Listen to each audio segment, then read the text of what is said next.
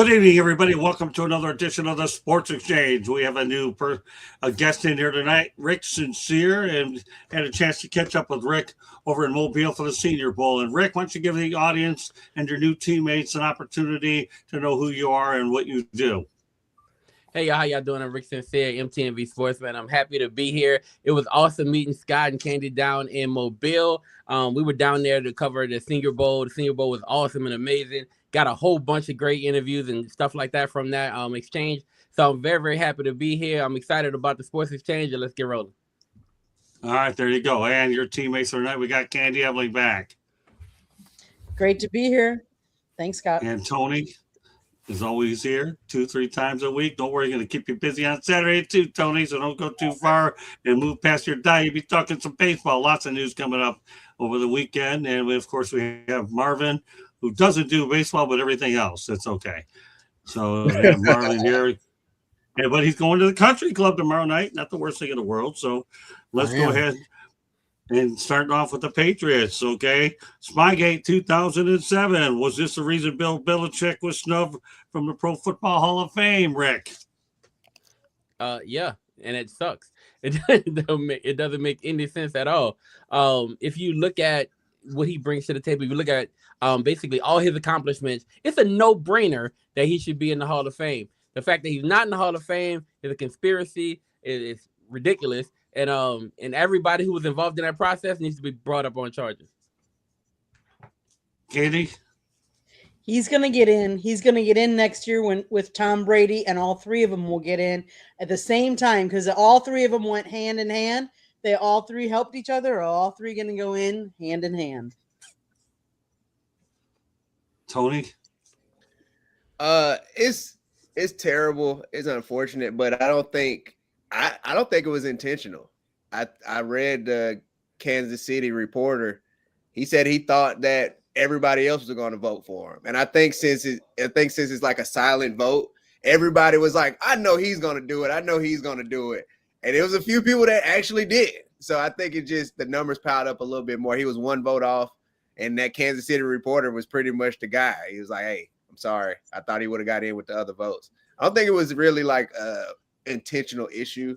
Scott, remember we had Barry Bloom on, and he explained how sometimes you want to get somebody in who might not get in, right? So I'll give that vote because I feel like Bill Belichick is a lock. And I think so many people had that thought process that one too many had that thought process with Bill Belichick. Still a travesty. He should have been the first ballot Hall of Famer. But I don't think it was so cynical as we think it is. I'm glad you remember that Barry Bloom conversation. I'm impressed, Tony. Good stuff, man. Yeah. All right, Marvin. Yeah, listen, I think there are a lot of things at play here. First off, I think you have a lot of people who are just jealous of the Patriots. And whether it's fans, players, coaches, owners, you got people who hate their dominance over a 20-year period. And then from there, I think you got guys like Bill Polian, who it's back and forth on whether he voted for Belichick or not. But you got to remember, they were both in the AFC. Polian had Peyton Manning. Belichick had Tom Brady. And no doubt about it, their paths crossed. And if you're Bill Polian, you're wondering, did they spy on me? Did they spy on our team pregame? Did they spy on us before the game? Did they get our first 15 plays of the game? Because if they did, that makes a difference. Makes a huge difference, and it does. If you told me at any time that I was playing football that we would know the other team's first 15 plays because you film it in practice, that is huge in a game where you have limited reps. So I think a lot of things were at play here. Ultimately, I think that Bill is a great coach. I think he's been a great coach from his assistant days to his defensive coordinator days. I understand his record without Tom Brady isn't great, but so what? I mean, what is Bill Walsh's record without Joe Montana, or Steve Young? I mean, he had a great quarterback. He drafted the guy. He coached the guy up. He got him ready to go. So, that is what it is. That was the secret sauce, him with a championship quarterback. But, yeah, I think there are people out there who absolutely feel some kind of way about Deflategate and Spygate. And in a game of inches, any type of cheating could be huge. So, yeah, I think this is the voters saying something. I think Tony is on point in regards to there are people who they were trying to get in there as well. And that's another problem. it shouldn't come down to if you belong in the Hall of Fame, you belong in the Hall of Fame, period. So they need to figure out, how they go about that. Especially as my dad's coming up again next year. Nevertheless, yes, Scotty. Bill Belichick, he's definitely wasn't voted into the spotlight. That will change. If he's not a first ballot Hall of Famer, if he's not a Hall of Fame coach, who is? Right. So, well, get this. Rodney Harrison called out Tony Dungy and a bunch of other people, and they have a good working relationship with NBC. You got it all wrong. First of all, I didn't even think Belichick was on the bubble to begin with to not even get in.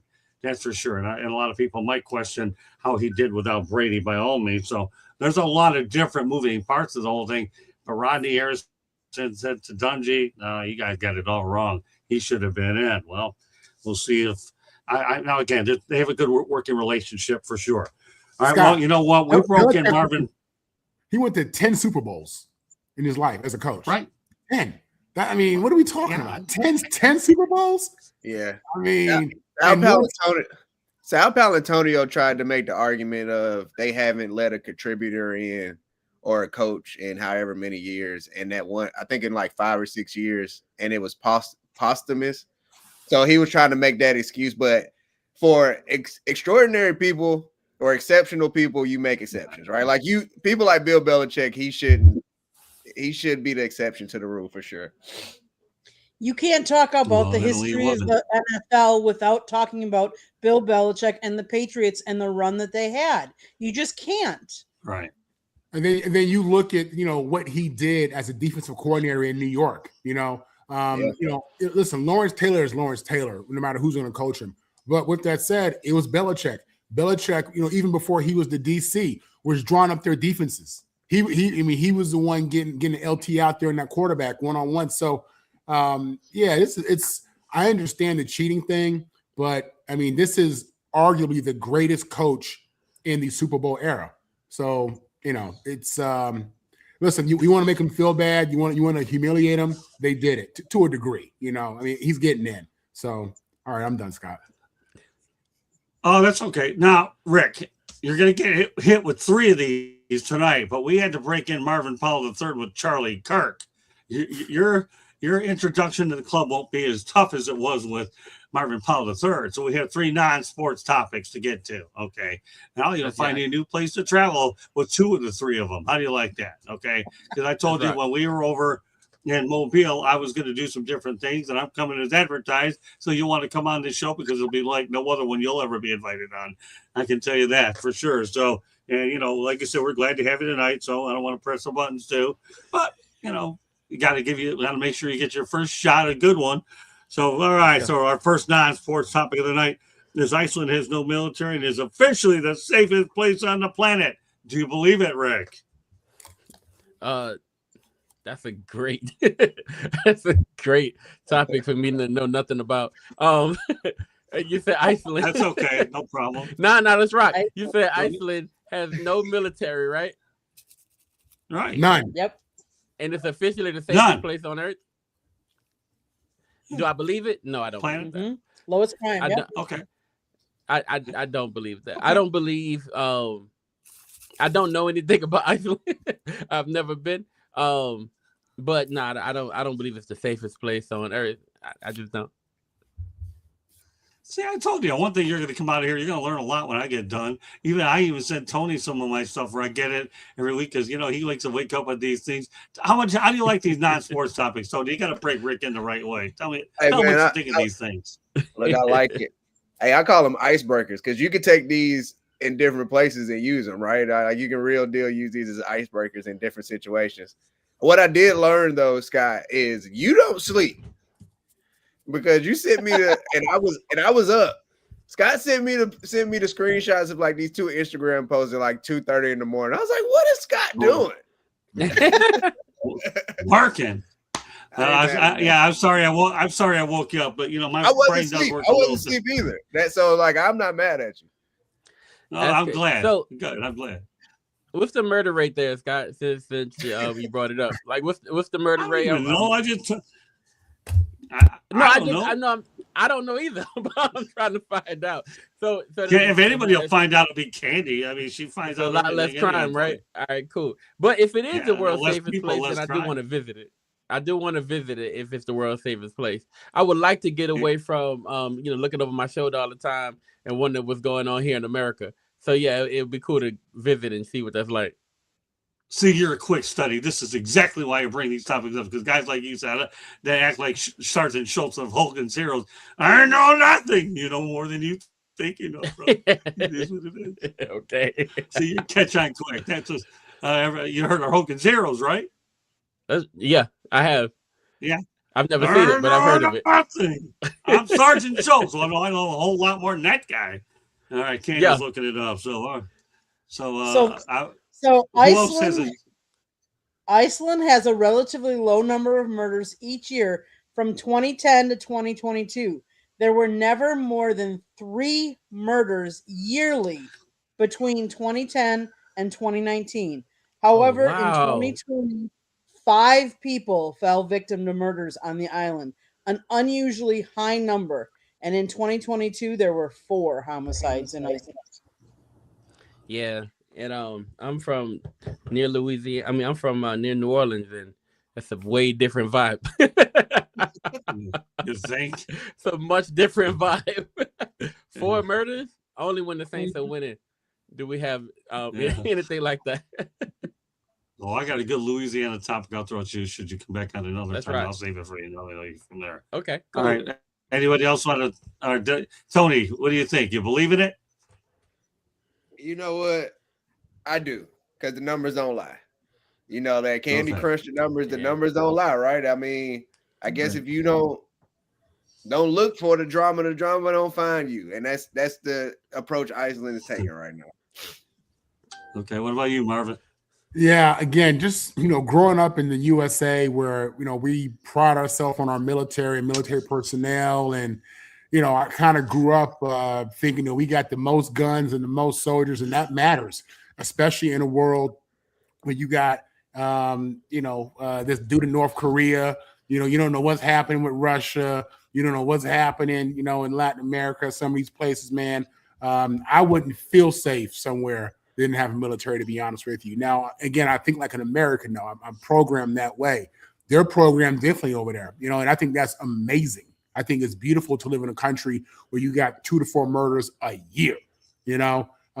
Just think about the stress that you don't have, the mental health that isn't an issue. It's just we're dealing with gun violence and this shit with kids, and so I think that's amazing. I believe it's safe because, like Tony said, the numbers don't lie, and it's so much different. It must be such a different way of thinking in life compared to us being Americans in America, and what we see every day. It's not even a big deal anymore, so. Well, good. Then I got another segue to believe it even more, because I'll tell you, Rick, you definitely came on the right show for this one, man. Because beer was illegal in Iceland for nearly 75 years. Nearly 75 years. See, alcohol contributes to some of these problems. They didn't even drink this stuff in 75 years. Nearly 75. Now you don't have any murders. You don't have any beer. Well, you can't drink. We tried it there, that here. We tried that here. I know. And there was a lot of crime behind no beer around here. I don't know if y'all ever watched Boardwalk Empire. Yeah, you ever watched Boardwalk Empire? Like, you can get it legally, but they were doing a whole lot of crime about trying to get it illegally, because there was a lot of money when you can't have it around, when you can't have it, right? So yeah, we tried that. It didn't work out that way. So I don't know. Well, I really don't. I remember years ago, Pop Rocks were illegal in Detroit. You know what we did? I got a bunch of people over there to take us to Windsor. We bought them over there and stuffed them in our pockets and didn't have to worry about them. So when you have Detroit and Windsor right next to each other, we'll just go to that country and bring them back home there. But yeah, you did try it there. Interesting stuff. So hey, look, see, this is what you're getting here, Rick. I mean, don't worry. I got a more controversial one. I had to break you in easy. I have one more that'll really get your goat. And Marvin will definitely know exactly where I'm going with this one. Okay, but there's some fortune here too, a fair amount of them. Okay, Katie, what are your thoughts about 75 years of no beer? Wouldn't do you any good in Milwaukee. You guys be broke over there. Iceland had a long period of alcohol prohibition, starting with a total ban in 1915. which was gradually lifted for wine in 1922, spirits in 1935, but beer over 2.25% alcohol remained illegal until March 1st, 1989, a day that's now celebrated as Beer Day. The ban was driven because there a desire to distance themselves from the Danish culture and fears that beer would lead to increased drunkenness. Imagine that. How many people do we, you talk about blood alcohol and drinking and driving, and how many of those people are drinking beer? Let's face it, it's one of the cheaper things to drink as alcohol is. But am I surprised? Going to Iceland was an eye-opening, relaxing, really cool experience because it's very different culture. It's very different weather-wise. Just kind of cool and different. Not a place I'd want to live, but a place I'd love to visit. Why not a place you want to live? See, It's too cold. It's way too cold. There's months in the year where you don't have sunshine at all. And I can't imagine not seeing the sun at all. And it's kind of weird because you go from one extreme to the other extreme because of where they live. There are days that you almost see exclusive sunshine, that you have very little darkness. But then you have the opposite in the winter months where you go months where you don't see the sun. Oh, it's yeah. not the same thing in Alaska. Alaska does things the same way as Iceland, just a little distance away. I'll tell you one thing, Aaron Rodgers would like it there because then he could get immunized and he can relax. He wouldn't get immunized. Yeah, exactly, William. I don't know. What I had to put the immunized. I had to put Aaron Rodgers in there. All right, Tony, what are your thoughts about the beer or lack thereof it? Man, that's crazy. I'll tell you what, my family would not be able to survive. All right. I got some beer drinkers, but I also grew up in North Carolina in a county where they don't serve alcohol on Sundays. And one thing I know, where there's a will, there is a way. Okay. Like they're gonna find something to drink, some form of alcohol, even if they create their own. You got to think we had the prohibition at some point in America and they just started making moonshine. And I'm sure that wine was getting drunk up as soon as they was able to, all the way up until 1989. So they could have probably lifted the ban on beer when they lifted the ban on wine and spirits, because if you want to drink, you gonna drink. If your idea is to get drunk, you're gonna get drunk and you're gonna find a way to do it. But it's pretty cool though that I like that Iceland is they tried their best to be the good guys in the world, in this big bad world. They did everything they can for as long as they could to be the good guys in this big bad world. And hey, they waited so long that I'm pretty sure on what's the date you say, Candy? March when? March 1st, 1989. Yep. March I can't 1st. imagine how drunk people get in Iceland on March 1st. It gotta Uber's on deck, all right, because it's probably wild on March 1st, man. That might be a good day to go or a bad day to go, depending on how you look at it. But hey, that's an event for sure. I'm currently researching bootlegging in Iceland because I want to know. I know it wasn't completely dry. I'm pretty sure. I'm gonna telling find you. it. They was making hooch. I'm going back to New Orleans for a few more Pat O'Brien's Hurricanes. Everybody knows about the Pat. I didn't have them the last time because I was sick. Pat O'Brien's and Hurricanes, they're a good thing if you haven't been to New Orleans. All right, Marvin, I'll give you the final word on the beer business or lack thereof it up in Iceland. Yeah. So what I really hear Candy saying is heartbreaking is this was an attack on the poor because they allowed the wine and the liquor, which I'm assuming is more expensive. It went to the politicians and those who fund the politicians, and and they're fine to drink. But the common man, the blue collar worker, he's a criminal for having cheap beer. And that's really what I hear there. Now moving forward, I think they wised up and realized, man, that's tax dollars. You can tax this and make money on it. Give it to them. You know what I'm saying? So yeah, you see the shift there. Definitely, this was a business decision as much as it was a cultural decision. They saw the black market and how much money they were losing out on and how much money they spent in resources as Rick was saying, trying to get the bootleggers, and it wasn't worth it. At the end of the day, give the people what they want. That's what it comes down to, and you can make money on it. So yeah, I get it, man. I get it. It's I'm not a beer drinker myself. I don't get down like that. But hey, teach his own. Go have fun. And I bet you that has a tremendous impact on. For as much as Tony says that they drink a lot on March 1st, I bet you still have some people who are just old school, and old school to them is they don't drink. So that probably contributes to less drinking in the country. And this is all guess. I'm all guessing. I don't know.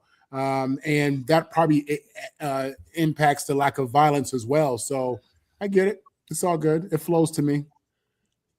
Yeah, It I'm actually not a beer drinker either. It does say that beer, you're not able to buy beer in the supermarket. You have to go to a bar to go get it. Yeah.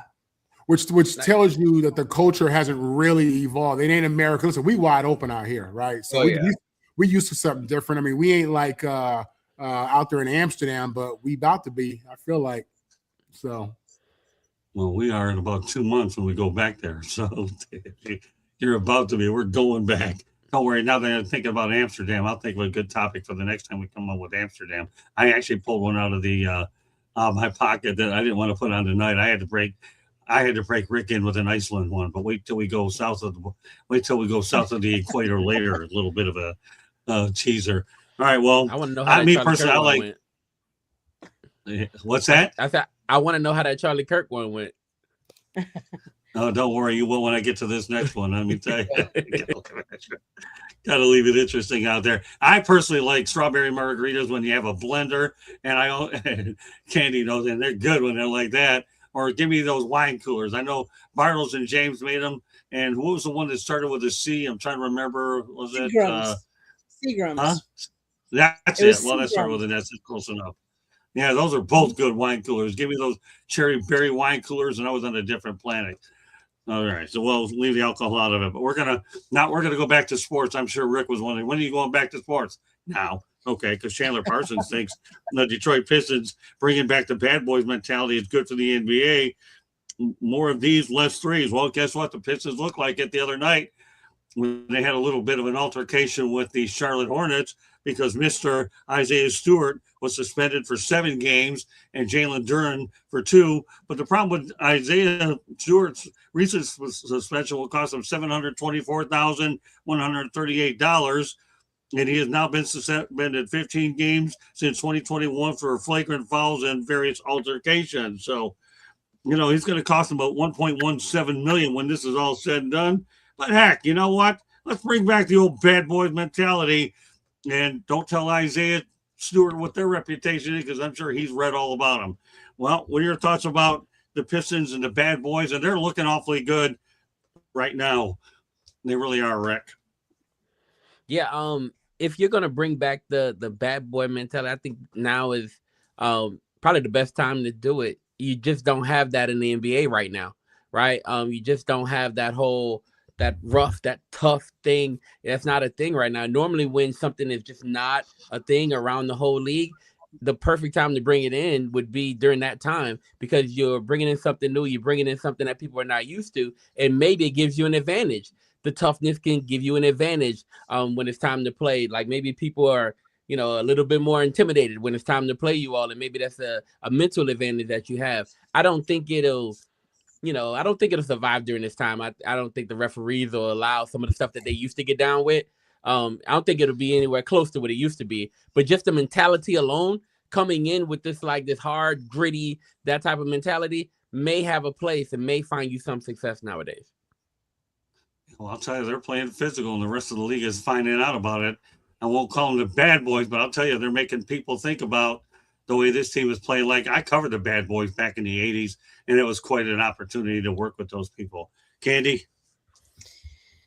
Yeah, the bad boys were when you actually played physical defense. You actually went and you drove in the lane. You didn't just sit and stop and, let me take this shot unattested or a 3-point shot. You actually played physical ball. The NBA hasn't played that type of physical ball in so many years Do I think Detroit's trying to bring it back? A little bit.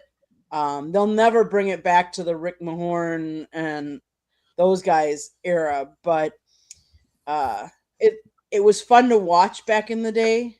This pulling up and just shooting threes all over the place.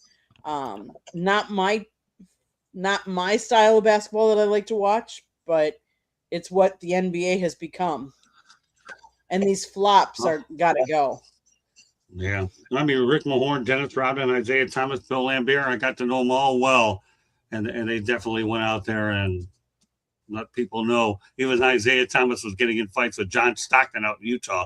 So even the point guards could go at it. It's nothing like no better than a goaltender fight, right? When you have two goalies fighting it out, now you got point guards 6 feet all the way to the big ones shoving you around. So, Tony, I mean, the Pistons right now are showing some bad boy mentality, and Isaiah Stewart's not afraid to push his weight around. Jalen Durham suspended for 2 games, but what can you say? Okay, so first of all, the quote when he's walking through the tunnel, y'all drafted me to come to Detroit for what? He clearly felt like this is the only reason why y'all brought me here. And when you have a nickname like Beef Stew, you're there for one reason, that's to be an enforcer. Now, should you be fighting as much as he does? I wouldn't go that far. I can't even find all of his incidents, but I went through and seen 5 that he's been suspended for already, and that's not counting what's happened already this year.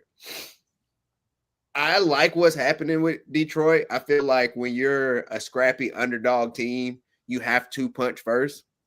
But it is a new day in the NBA. So now it looks crazy when you're out there playing so hard and you're playing this physical and you're starting fights and you're doing stuff like that. Back when the bad boy Pistons, and it's funny to hear, like, thinking about it, Candy and Scott, when the bad boy Pistons were bad, they had to be some real bad mofos because the whole league was bad. So imagine you being considered the bad boy Pistons and everybody's playing hard. You're like a whole nother level right now. And so it's going to be hard for them to replicate that. I think Isaiah Stewart, look, man, I know he signed a $60 million deal. I know he got a lot of money, but you don't want to be losing $700,000 a pop and even more going forward because they're just going to keep escalating the suspensions for him. Somebody really needs to get in his ear and be like, hey, man, I get that you're the enforcer, but kind of be Draymond Green, talk more, maybe push a little bit, but you don't really want to fight. All right, let's keep the money in your pocket. I think that should be the thing for them. But I like this for Detroit. No one saw them being the number 1 team in the East and them being scrappy and fighters, literally, I guess, is what's really their superpower as a team. Well, I'll take your point a step further. The reason why he got the additional games because of his reputation. That's why he got a few extra games because of his reputation. So your point was on target. All I did was just give you a little bit more to go with it. But you're 100% right. Not that you needed my help because you already had it all figured out. Marvin? Listen, in the bad boy era, these dudes used to throw punches and not get kicked out of games. They would throw punches and still be in the game, and it's not a problem. That was the norm. So you look at today's NBA, as Candy had said, they don't want to go in the paint anymore. Everybody want to be Steph Curry and shoot threes. The culture of the game has changed so much. I respect the fact that, we're talking about bringing in a bad boy mentality. I think, preaching physicality is always going to be a good thing in sports, especially in a contact sport like basketball is. But yeah, it'll never go back to what it was, the bad boys. Them dudes, the level of physicality that they were allowed to play with, that's gone. We don't do that no more. You know what I'm saying? That's just what it is. And it's unfortunate because I think, I think it's a beautiful part of the game. When you think about basketball is a serious contact sport. You get physical, you're in there throwing elbows. That's just what it is. I mean, if you look at the championship teams, the teams who are really good, man, they strong and they tough in the paint. But that's not everybody.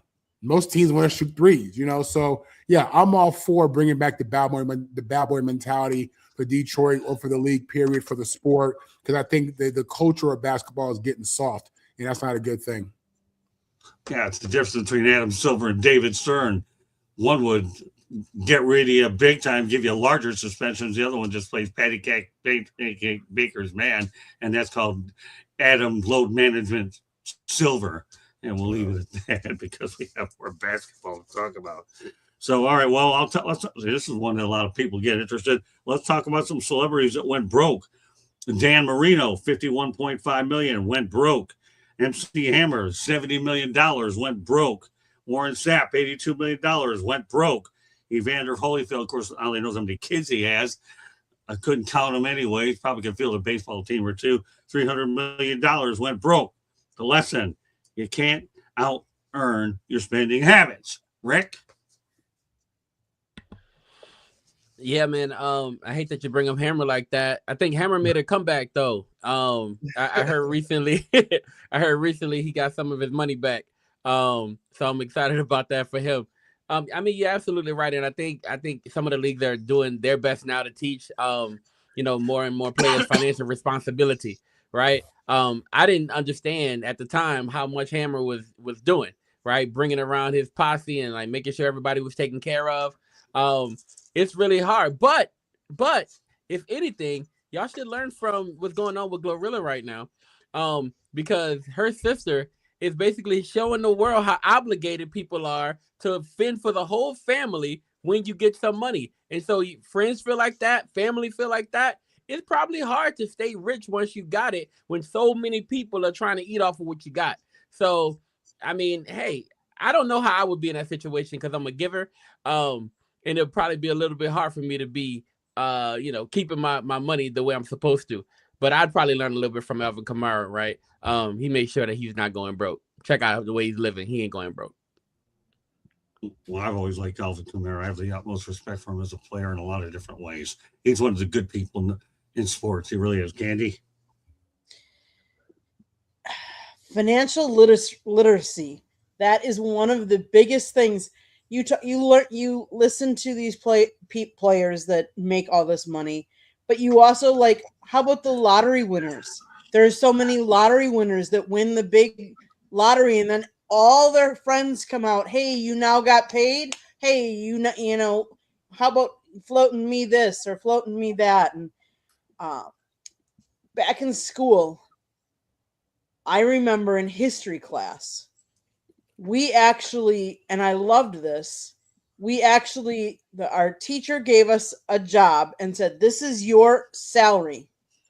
Okay, now, and granted, I'm going to age myself now because you would go into the newspaper and you'd get a classified ad for rent and find rent that you were going to rent where you were going to live. Now, okay, we're going to do that. Now you're going to have a car payment. Let's figure out how much your car payment is going to be.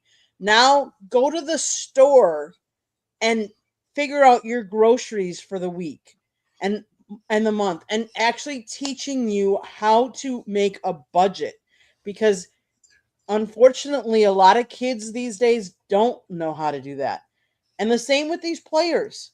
All of a sudden you had a budget when you weren't making that much money. Now all of a sudden you get this huge amount of money thrown at you and you're like, oh, what do I do with it? Oh, this person needs this. Oh, I got to help mom because mom always helped me. So let me buy mom. Part of the problem is sometimes people live beyond their means, and that's part of the problem. You think, oh, because I got this money, now I can afford to do all kinds of things. Well, is your money going to last? Are you investing it correctly so you are earning money from your money and not just because let's face it, these players only play for an X amount of time. So you are only going to get that money for an X period of time. It's not infinite. It's not like forever. So, yes, I think the NFL has started to do more on that literacy, like for rookies that are coming in. But let's face it, how many of these kids in college now are getting millions thrown at them? And what are they doing with those millions? You know, you hear about, and I'm going to say this, and I don't know all of it, but like Carson Beck, what kind of car is he driving? Because you hear these stories that they're driving these, fancy cars because they want to look the part. Well, what's wrong with driving a regular car? And putting some of that money aside.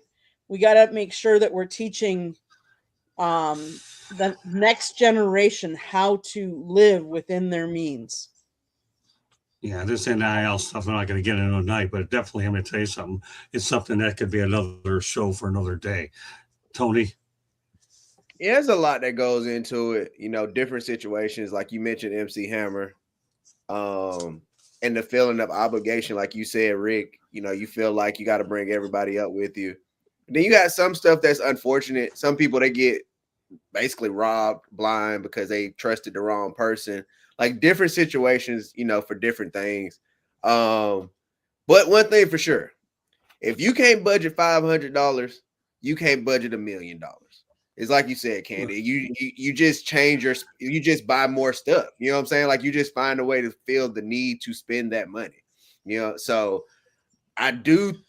those stories starting to seem more few and far between. I think maybe because max contracts in the NBA are like $300 million. It's hard to blow through that fast. So we'll see in the next 10, 15 years how it goes. Or even like every contract is just more and more. So we'll see, in the next 20 years if that's like still a thing. And I think the information is out there more, right? Like ESPN gave us a whole documentary on going broke, right? At some point, you got to start paying attention. You have the longevity of business people like LeBron or Kevin Durant or Alvin Kamara, like you said, investing in NASCAR, putting money in different things that'll get you more money. Hey man, learn. You have these people around you. So I think that is what's helping the athletes today. But I'm gonna lean on Marvin, former NFL player, probably got the big bucks on there. Hey man, how did you manage your budgeting? I'm gonna tell you that right now. I'm thinking the same thing, Tony. In 1999, I was an undrafted free agent rookie with the Saints. I took home about $100,000 my rookie year after taxes.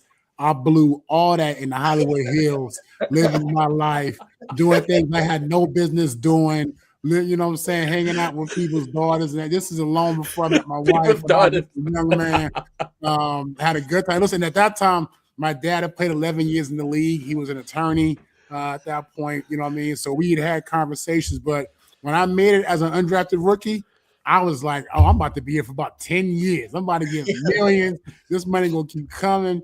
It really blows my mind that finance is not a class that they teach in kindergarten. Still starting in kindergarten.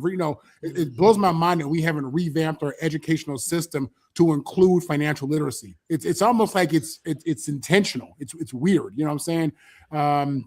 With that said, listen, I think a lot of people, more people go broke than you realize that aren't athletes. The difference is if you're some entrepreneur who just making buku money in sales, whatever it may be, you ain't famous. You ain't on no pro team. Nobody care about you. People don't even know you. But them people go broke too. You know what I'm saying? So it's strange, but we pick on the athletes because the athletes are most visible. We know their lives. Now with social media, we know everything about their lives, right? So, and what Candy was saying, you got a lot of people who feel like they have to keep up with the Joneses. That wasn't my case. I just like to have a good time with, people. But man, it's a real thing. Financial literacy is a very real thing. Tony is right. There's a lot more information out there right now. Even if you don't have a great advisor or a great agent, because really your agent is the person who should be setting you up with a money advisor, an accountant. That falls on the agent. A lot of these agents is terrible crap. They get their money, give you horrible advice, and they out. So it's unfortunate. A lot of these guys you mentioned, Scott, a lot of these guys are Hall of Famers or borderline Hall of Famers. So they'll be able to continue to make money. Autograph sessions, appearances, online stuff like this. I mean, they'll be able to make money. But yeah, a lot of these dudes, had, like Tyson, have buku millions, blew it.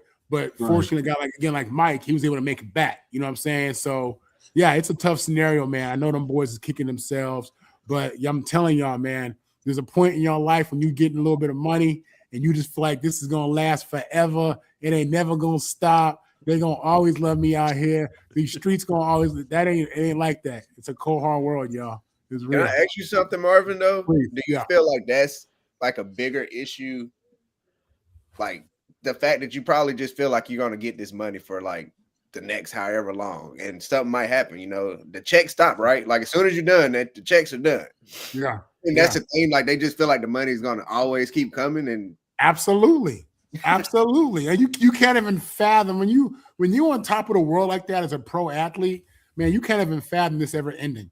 You don't, that doesn't even run through your mind. You know what I'm saying? You think I'm here, I made it, you know, and where I was in the Hollywood Hills is doing things I shouldn't have been doing.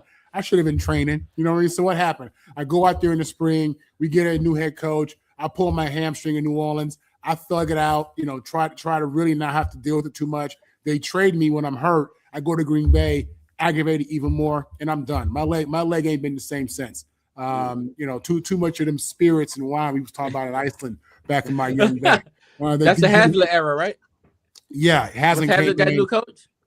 Yeah, I had Ditka, then they brought in Haslam. Jim Hazlitt. Yeah, and he was cool. He was cool. He was all good.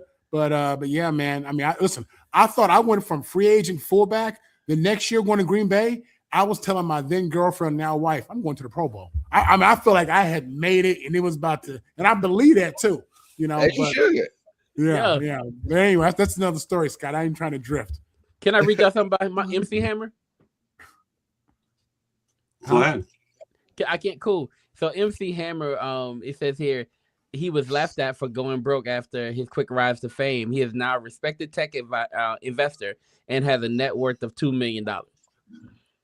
Well, so he rebounded. Doesn't always work out that way. The reason why I bring these topics is we could talk about all the sports subjects you want, but every now and then you got to throw a topic like this in there to let everybody know the money doesn't last forever. And that's why I chose to put this topic in tonight. You know, we talk about lots of stories.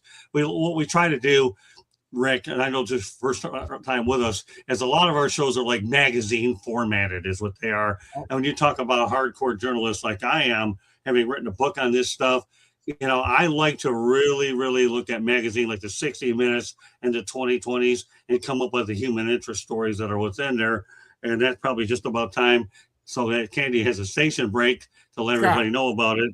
Oh, yes. Listen to this last point here. So I'm telling you, it blows my mind. They don't teach finance to kids. What I do with my kids, I got financial flashcards. You know what I mean? And we go through these almost daily. Just because I need them to know right now what I didn't know, what I should have known, even though me and my dad was talking finance on the macro level. So it's real, man. Financial education is everything.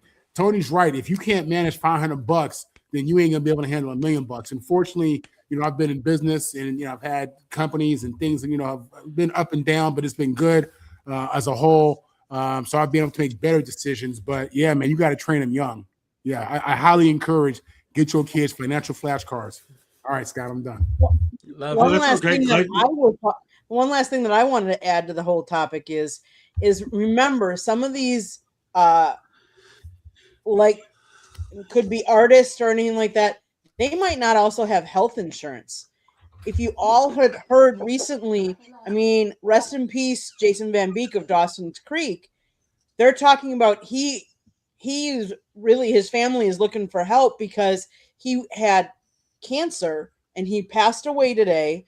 He's got 6 kids, and think about how much medical bills they had and stuff like that. And if you think about it, in this country, we pay a lot for health insurance, a lot for if you have a hospital stay. I was recently talking to somebody that's living in Italy, and they live in Italy right now. They have dual residency. He had a heart attack, had a pacemaker, was in ICU for 11 days in Italy, and he went home with a bill of $0. Now think about that. If you were here in the U.S., how much your bill would have been. Makes a difference too. So there's a lot of things that can contribute to going broke and not having the money. And that's why you need to save for those kind of things. It's called mental illness. It's called mental illness and suicide, and nobody's brought it out, but don't think that doesn't attribute to some of that as well. All right, Candy, it is time for your station break. Go ahead.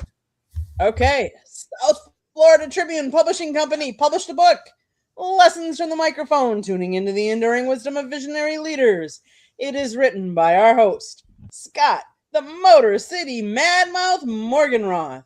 Talks about his 40 plus years in the media business and how it has evolved, old school media versus new school media. Get your copy today. It's available on Amazon, Barnes & Noble, Kindle, Google, and Apple Books. The audiobook is out as well, so go get your copy today. There's also a link on our website, www.southfloridatribune.com, where there is a plethora of great content, so go check it out. If you like to listen to podcasts, you can find us wherever you get your podcasts. Last but not least, if you see the red subscribe button in that lower right-hand corner, click it, like us, share us. I don't know what you're waiting for. Just do it. And then turn on your notifications so you're notified every time we go live. Monday nights, it's baseball. Tuesday nights, it's football. Wednesday nights on Sports Exchange, you never know what you're going to get. Thursday night, come on over to the Country Club. That's where I lead my show, Fire Up. And you never know what you're going to get on that either. And then Saturday mornings, we're beating the ratings on everything else. It's Inside the Pigskin, and this week it's going to be baseball as well. Back to you, Scott. All right, thank you, Candy. All right. Well, guess what? Eminem has reportedly joined the group bidding to bring the Detroit Shock back to the WNBA. How about that? Eminem. We talk about celebrities. Eminem wants to get the Detroit Shock back. Shock did win a few, I think 2 or 3 titles when they were in Detroit. So what are your thoughts, Rick, about the Detroit Shock entering the NBA? They'll play, obviously, in Little Caesars Arena. They had a good run there the first time. What are your thoughts this time? I'm all for expansion of the WNBA. That's what we're talking about, right? Expansion of the WNBA. Yeah, I'm all for expansion. I feel like it's one of the best leagues in the world. I just recently covered the Atlanta Dream, like their whole season. It was the first time I ever did it. And honestly, I had no concern or care for women's basketball prior to Caitlin Clark losing to LSU. If I'm dead honest, I had no care or concern for it prior to this moment right here. However, after that moment, I got a little bit invested in us as a and at my whole company, we started to really dive in a little bit more. I already had somebody on the team diving in. They were covering the Connecticut Sun, but I started diving into covering the Atlanta Dream, and it was a whirlwind, awesome experience. What I learned, though, is that there's so many great women basketball players, but not enough teams. And so they have to go so many different places to play, so many different places to find money. And the rosters are not big. They're not expensive rosters. And because the rosters aren't that big, then you got great players on the street. That means that and y'all saw what happened this year. They had a brand new team, had a phenomenal season, had the whole freaking place packed out all the time, right? Every time they played, their place was packed out off and go to state with the Valkyrie. So when I saw that, I'm like, there's an opening for other places, right? And I want to see that happen for the WNBA. I love the WNBA. And I love the fact that they're expanding. Yeah, and I like the fact they're expanding back to Detroit because there's a good history to bring it back. And now everything is in downtown Detroit. Candy? How can this ownership group fail? The group includes Pistons owner Tom Gores, rapper Eminem, Detroit Lions owner Sheila Ford Hamp, NBA Hall of Famer Grant Hill and Chris Webber, and General Motors CEO Mary Barra. I mean, come on, that group, all of those are high profile owners of big companies, big sports teams, obviously very much into Detroit because obviously it's the Motor City. And they want to revive the legacy of the Detroit Shock, a successful franchise that won 3 championships back in Detroit, 2003, 2006, and 2008, before relocating in 2009. So they're hoping for a 2029 launch. So they're hoping. So I always like, when the WNBA is expanding, they want to play at Little Caesars, and then they're going to develop a new comprehensive practice facility and community center. So kudos to them. I know downtown Detroit has revamped itself a lot over the last 10, 15 years. And they've brought a lot of the teams downtown, expanding and making it, growing the city and kind of changing the face of downtown Detroit. So kudos to them. All right, Tony. All right. I'm not going to say I'm all the way with Rick. I liked women's basketball a little bit before that, but we all have that lightning bolt moment of Angel Reese. You can't see me. I want my ring. The Detroit Shock thing is interesting because the WNBA in the whole is interesting right now. They don't have a CBA. All right. So I think we got to cross one major hurdle before we start talking about expansion. Literally, if you aren't under contract, you're a free agent and you don't know when you're going to be able to play again. Right. And I'm going to be honest with you. I think that this CBA situation is going to get nasty because Unrivaled is doing so well. So they have something else in the States to lean on. But just to stick to the point of the Detroit Shock, of course, that'd be great. We're talking about a team, like you said, Candy, who has history in the league. They won 3 chips. They had the attendance record. They have the attendance record for the WNBA. They brought in 22,000 people for their finals game, 22,076 for their finals game. So you know you're going to bring people out. Look, Detroit is buzzing. The Lions are playing well. The Pistons are playing well. The Tigers are going to the playoffs as long as they keep school. I don't know how long they'll be able to do that. But why not have the Shock in there balling during the summer along with the Tigers, right? I think that'd be great. I like the ownership group. That's going to bring us excitement. Add Big Sean to it, please, just for a little more hip-hop flavor, and that'd be cool. But the WNBA got to figure out their mess first and then move forward with expansion. But, of course, Detroit needs to come back, and Houston needs to come back. Bring back the comics, too. Well, I couldn't agree. They'd be the likely ones. Marvin, yeah, you're right. That ownership group, there's a lot of cash in it. And they should bring back Swin Cash, too, who was a star player from before. Since there's an analogy connected to it. Swin Cash, with that cash, to bring a lot more cash to that franchise. Couldn't help myself there, Rick. But then the next non-sports topic is coming up very shortly. I know Rick is definitely waiting for it. Go ahead, Marvin. Yeah, so on my dad's side of the family, we have 6 Division I athletes and 3 NFL players.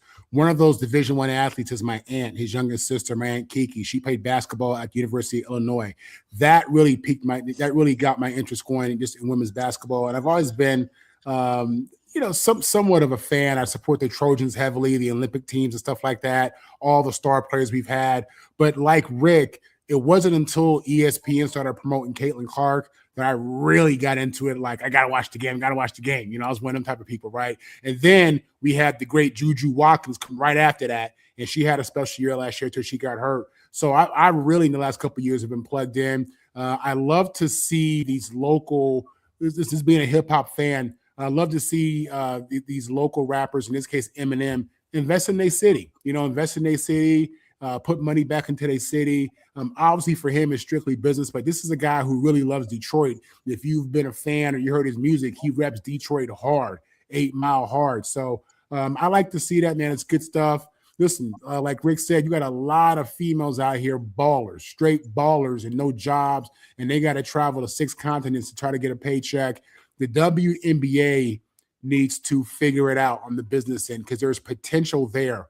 You got some real stars coming out of college. You need to market these stars and promote them because there's an opportunity to make some money there. There's an opportunity to really create a great league. So, I'm looking forward to them getting their stuff together and for expansion and all that. Okay. Well, yeah, again, they have to get their mess figured out, but I'm with you. The Houston Comets should be a team that I think they should bring back to as well. A lot of championships in the history part, but on the same token, it wouldn't be bad to see those traditions get going again.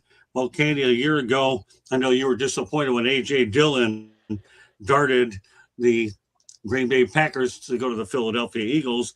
That happened because Kenneth Gainwell left for free agency. So what's your update about A.J. Dillon and where he stands right now? Hold on. I wasn't expecting this, so let me. That's all right. A.J. Dillon, I'll tell you. What's that? He is still. Hold on. He is still with the Eagles. Is he? Okay. A.J. Dillon is still playing for the Eagles. In the same backfield, Yep. obviously. With, he was signed. He was signed on March 13th of 2025 to a 1-year contract with the Eagles. So technically, he still is. We'll see what happens after in March, whether he signs again or whether he moves on to a different team. He felt so. Did he get hurt? Not present. I don't remember him doing anything this year. Do y'all? Am I wrong? He looked like he got hurt. He only played 7 games, but in those 7 games, he only had 12 attempts. I know So they had weren't Tank. easy. I know they had Tank Big. I know they had. I forgot the other running back behind Saquon, but AJ felt like, dang, I forgot. That's an update for me. I can't believe I didn't see him at all. Did he get hurt? He only played 7 games. I don't know if it's from injury or he fell out of rotation, but Remember, he missed the entire 2024 season due to a neck injury. While he was cleared over the offseason, he signed a 1-year deal with the Philadelphia Eagles. His second act didn't go as well as he managed just 60 yards on 12 carries. After being a regular inactive on the second half of the season, it appears that Dillon's time in Philadelphia is coming to an end. But there may be a chance for a return after the Eagles hired former Packers assistant Ryan Mahaffrey as their new run game coordinator and tight ends coach. So remains to be seen what we'll see. You never know. I gotta see him. I want to see if he still has that burst. I mean, he wasn't one that was known for burst, but all great running backs have at least a little burst left. So I want to see if he still got it. He was known for his big thighs. Well, that's it too. I mean, there's a guy who's big thighs and being a fullback, which you don't see a lot these days. He gets dirty work, 30 yards. I was always curious about. I'm glad he's with Philadelphia. If they get that coach, running back coach, there is a chance he could definitely get another year out of him. And having Saquon Barkley in your backfield, you're not going to get a lot of carries anyways. You get the breadcrumbs. Tony?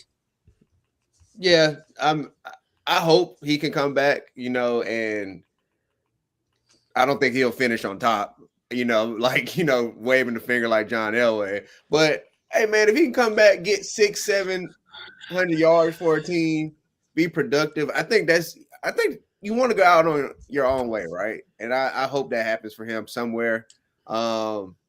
It's just running backs, the way that the NFL do running backs nowadays, kind of treat them like disposable. I know it's going to be hard for him, but the familiarity of having that coach in Philly is definitely, I know that's a bright side for him. Okay, Marvin? Yeah, I really can't speak much on the player, but listen, you got a lot of running backs in the NFL, a lot of running backs, coming out of college. Philly is all about Saquon right now. So I hope that this young man does what he can to stay on this team, make this roster moving forward. I got it. I think we should get out of there. I say we go to a non-sports talk because Rick's waiting for it. All right, what's he going to come up with this time? Oh, I'll tell you, you're getting used to the flow of the show. He's a natural in his first act there.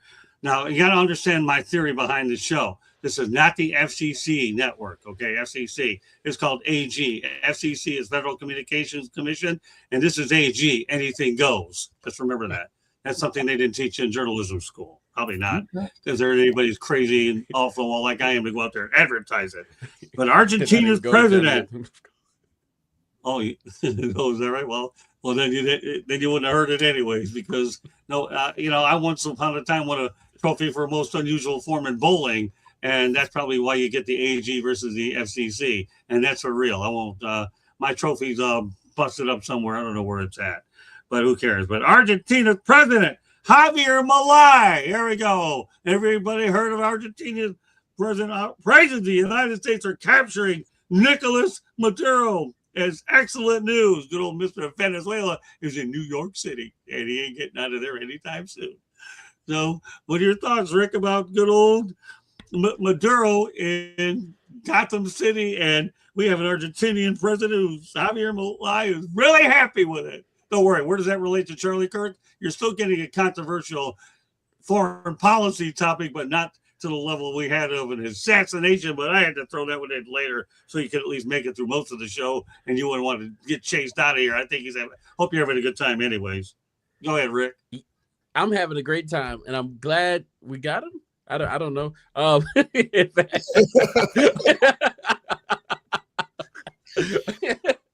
don't know. I don't know if it's good for us. If it's bad, I don't know.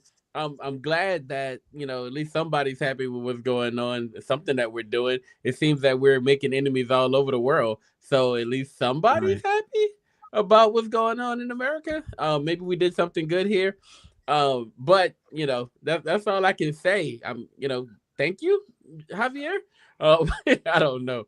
But what I hope is that we improve better relations with other countries around the world, and maybe other people could be more happy with us. But I don't think that's going to happen until we get a friend of mine up out of office. All right. That's all. All I can say is Donald Trump will probably get a Christmas card from good old Javier. I don't think many people will send him one, but at least this guy probably will. All right, go ahead, Candy. So he hailed the U.S. military operation as a victory for democracy and a necessary action against a dictator who clung to power. He argued that it marks a new chapter for democracy, rule of law, and human rights in the region. All I'm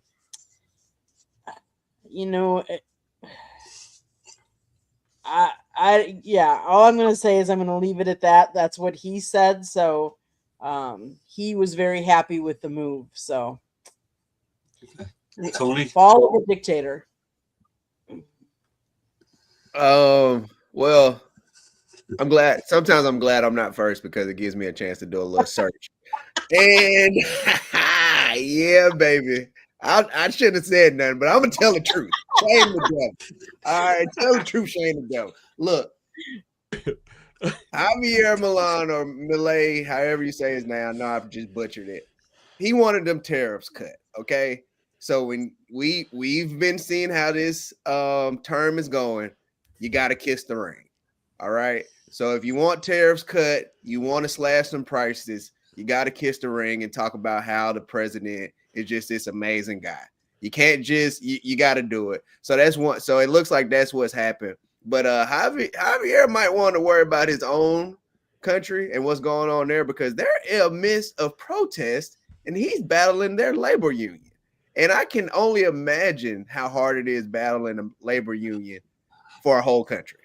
So he seems to want to follow suit of Donald Trump, but he doesn't seem to have the same kind of grasp in his presidency. So yeah, man, he kissed the ring and he got the tariff slash.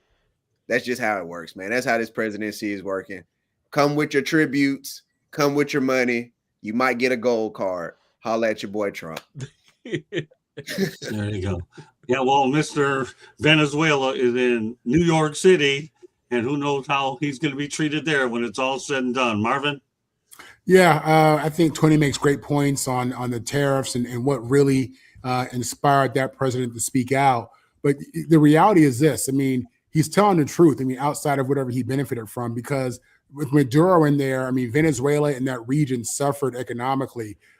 People fled the country. You had scores of women turn to prostitution in ways that they haven't seen in years. He was getting involved in elections and rigging elections and just all kind of just human crisis type situations, man. It was horrible. So, and I think his friends were, Turkey, Iran, China, North Korea. These are his friends. So that just tells you he's not good. He's out there pumping so much cocaine to the world, to the U.S. I mean, he's the real cocaine cowboy in Latin America. So, yeah, getting him out of there was a good thing. The way we went about it, It's kind of gangster, but that's what Trump does. He don't care, right or wrong. He just do Trump. But he got that dude out of there. I think that's a good thing. I think, so yeah. I now know what we're talking about, and I don't like it.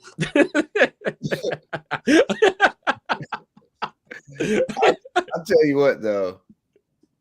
Javier, I don't know if I can trust anybody with sideburns like that. We're doing my quick Google search. He was an untrustworthy individual. I don't know. No, now that I understand what we're talking about, you said because he went to go get the guy and he got his wife too, right? Like that's the situation we're talking about. And when I read it initially, I was like, yo, this is the most gangster situation that I've seen from a president in a really long time. I didn't understand the weight of it all, but I still didn't like the fact that we just went and got somebody from the country and then locked them up. I saw people going crazy about it. I heard people saying a lot about it. I didn't feel bad, but I definitely didn't feel like, yay, we got him. That's what I said because I didn't know what we was talking about. But now that I know, no, I take back my yay, we got him. Well, hey, you know what, Rick? At least we've enlightened you on this show in more ways than one. You're glad we got him and we got you to Iceland. It's not the worst place in the world to get some frequent flyer miles. All right, well, we'll go back to sports. So since you and I like to cover pro prospects, the NCAA reportedly denied Trinidad Chambliss an appeal for his 6th year. So with that said, Rick, are you surprised or do you think that this was the right call? Yeah, I feel like Trinidad, this is the best time for him to come out. If I'm honest, right? If I'm looking at the situation, they've denied him a few times now. And he's like not giving up on that situation. And I love the fact that he's not giving up. However, I think it's now time for him to throw in the towel a little bit. And here's why I'm saying that. I understand that he doesn't necessarily believe that he'll be, a top pick in the draft, but this is the most quarterback like low draft and we're going to have in a while, right? Like if you're going to come out at any point, now's the time, right? Your draft stock is high. He had a phenomenal run when we were looking at the college football playoffs. I was looking at the guy like, yo, this dude can honestly be a 1st-round draft pick. I know I got to pump the brakes because people don't feel like that, but who else is around?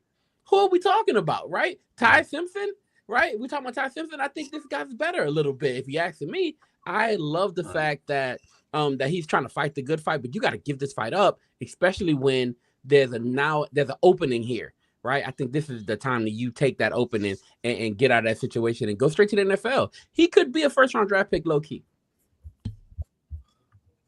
Great points. All right, Candy. Well, we went from Argentina. At least we went over to Trinidad Chambliss. You talk about going from one extreme to another. We took a 360 there. Great point. So, all kidding aside, I really thought the Senior Bowl is one of the best events I've covered because of all the different prospects that we're going to have a chance to see on Sunday. I like this bowl game better than any other collegiate bowl game because, number one, the access was fantastic there. It really was, and I got to talk to a lot of people. I saw you jump. Do you agree or disagree with me on that? I agree. Well, I thought you was about to say that he was better than everybody we saw there, and he is. No, right? I think he's a better quarterback than everybody. Yeah, I'm sorry. That's why I jumped up because I thought you was about to say that he's better than every quarterback that we saw there, and I think no, we saw some good quarterbacks there for sure. But this kid, you're right. You already said it yourself, and you were dead on that if there's ever a time for a guy to come out, this is a good time for him to do it. When this is not the year of the quarterback. This guy could become a 2nd or 3rd round pick, if not higher, and he could get paid well and have a chance to hold a clipboard. So I agree with everything you said. You hit a bullseye with your comments, Rick. You really did. Candy? Well, and let's face it, it's not like he's going to be the number 1 pick. So it's not like he's going to the worst team in the NFL because that's part of the problem. If your draft stock is really, really high, you're going to the really bad teams. And that's not what you want. You want to go to a team that's not the Jets. Sorry, Marvin, but just being honest. Yeah, I get it. Yeah, I get it. I mean, he's fighting. He's requesting he wants more eligibility because he did not play his sophomore season at Ferris State back in 2022 due to persistent respiratory issues. They denied the request. They filed an appeal, and it's still it's not allowing him to play an additional season. Go ahead, get your draft stock. I think you did well this season. I think you showed yourself well. I think you'll do well. Are you a first round pick? I'm not sure if you're a first round, but you might be a high second. And get to a team, a good team, and then start your NFL career. These kids that want to go back for more eligibility, my problem with that is are you still going to school? Like, I have a problem learning that Carson Beck went to Miami and never once attended a class. Like, that to me, you're not in college. So why are you playing college football if you're not in college? At least if you were in master's degree program or had a class. But if you're just appealing now to try and get another year of eligibility and not go to school, I have an issue with that. You're no longer in college football. You might as well be in the NFL. So go ahead and go to the NFL. Now, I don't know if he was, maybe Rick, you have information on it that I may not have. Was he one of the guys that'll be going to the combine at all? I don't know if he was or not, but he also has a pro day as well coming up as well. Do you know? Yeah. So Trinidad Cham, I'm pretty sure he was invited to the combine because he was invited to the Senior Bowl, and there were a lot of people who were kind of on edge that he would come. So he decided not to come because it probably would lessen his case a little bit. But he was definitely invited to the Senior Bowl, and if he's invited to the Senior Bowl, most of those guys that we saw at the Senior Bowl, every one of them, to a man that we asked, were invited to the combine as well. And so I'm pretty sure he would have went to the combine too, and he may still go if he's given up. Yeah, I know there were some guys that I spoke to. Well, not all of them are going to go to the combine. There only has like 300 and some that'll be going, but I wasn't sure. But now it really starts. You have the pro day, and then you have the combine, and this is going to be all won and lost on your pro day anyhow. That's where guys really could fall off if they're meeting certain expectations. All right, Tony. I'm not gonna lie to you. I'm getting tired of all this long eligibility in college. Right. Not as much in football because we've seen it even going back to the Chris Winkie days. They might have went and played baseball or something and they came back. But just as a whole, I'm just sick of it. Me and a friend of mine, we kind of have a joke. Bro, you had 25, 26 years to be good. Move on. And maybe part of it is me being a parent and my son plays baseball. My daughter plays softball. I'm thinking about them coming up. Y'all got to leave some space for the people coming up. Like you got to move around, man. But I do agree with you, Rick. He should really think about the landscape of this draft anyway. Next year, Lenore Sellers, Arch Manning, Dante Moore's going out. It's bro, you might not get drafted next year. Like it's going to be so many good quarterbacks coming out. Darian Mensah, he came down to Miami because he said he wants to be a first round draft pick, and I'm trusting Mario Cristobal to turn him into that. So he should take this as a blessing in disguise. And like you guys are saying, at this point, Mendoza might as well sign the contract with the Raiders now. Like it's no suspense. We know who's going to be the number one draft pick. So you're not going to the Raiders. I think the Jets are going to either try and get a veteran quarterback, trade for maybe Kyler Murray they've been talking about. I don't think they're going quarterback in the draft. I don't know what the Jets doing though. They can pull some wild stuff out. But so like you guys are saying, he'll go to a better team, a more established team. Why not go be a backup? Start your career. I do get it though. Ain't no telling how much money they was gonna give him at Ole Miss if he came back for this season, right? So being a backup quarterback, you might be in a situation like they were saying with Shador. Darian Miss is probably making more money this year than Shador's making over his 4-year contract in whole. So I get that part of it, but man, you gotta move around, dog. It's time to be a professional. It's time to be grown. Time to pay your taxes. Time to get your own insurance. Let's do it. It's okay. It's okay to grow up. We can't be Toys R Us kids our whole life. So Marvin. before Marvin goes, I just want to say the list of invites for the NFL Combine is out. It's down from 329 to 319 prospects, and Trinidad Chambliss is not invited to the Combine. Oh, He's not invited? Thanks for. He is not. He's not? Okay. Correct. Okay. He is not on the So list. Hold on, wait. He is one of the significant exclusions, including Indiana running back Kalen Black and Ole Miss quarterback Trinidad Chambliss. Is he not invited because he hasn't declared yet? That I don't know. It doesn't say. It just says he's not on the list. So, well, I'll tell you, regardless I feel like if he if declares, that's it, he should get the invite. well, then you know what it really comes down to, Rick? It all comes down to the pro day, anyways. Yeah, that's what will end up happening. No, good. Thanks for bringing it up, Sorry, Candy. Okay, Marvin. No, that's okay. Yeah, I mean, you're right. The pro day is the opportunity for him. I didn't go to the combine. I had a pro day, and then I had 12 teams who wanted to sign me after that. So he has plenty of opportunity to do his thing. I definitely believe in coming out. He'll be one of the top 100 quarterbacks in the world, meaning he'll be on a roster somewhere. Really talented kid. Really came up from, I think, 0 stars to play. You know, I think he got to the Final Four this year with Ole Miss. And coached by Lane Kiffin, that matters. That kind of stuff matters. So I think this kid's future is going to be okay. In regards to, you know, all this eligibility, it is getting kind of out of hand. I'm not mad at guys for seeking it. I'm not mad at guys who had circumstances, but you see dudes, you know, playing 7, 8 years, 9 years. That's crazy. That's just, you know, I think that probably hurts the game more than anything else. But in this new NIL era, these guys want to come back because they can make that money. You know, I mean, NFL, you know, it's a different situation up there, man.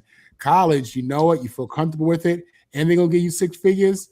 I mean, I get that a little bit. I do wish that some of these guys were taking advantage of the extra academic time, like Candy was saying. Dude, get you a master's. It's not that difficult. You know what I mean? Like, take some Spanish classes, dude. Take some business classes. Like, take advantage of that. So I get that. So yeah, man, it's eligibility is a bit too much. NC2A needs to figure out what they're doing. Trinidad's going to be okay though. Either way, I think. All right, our featured topic of the night. Does Giannis really want to play in Milwaukee?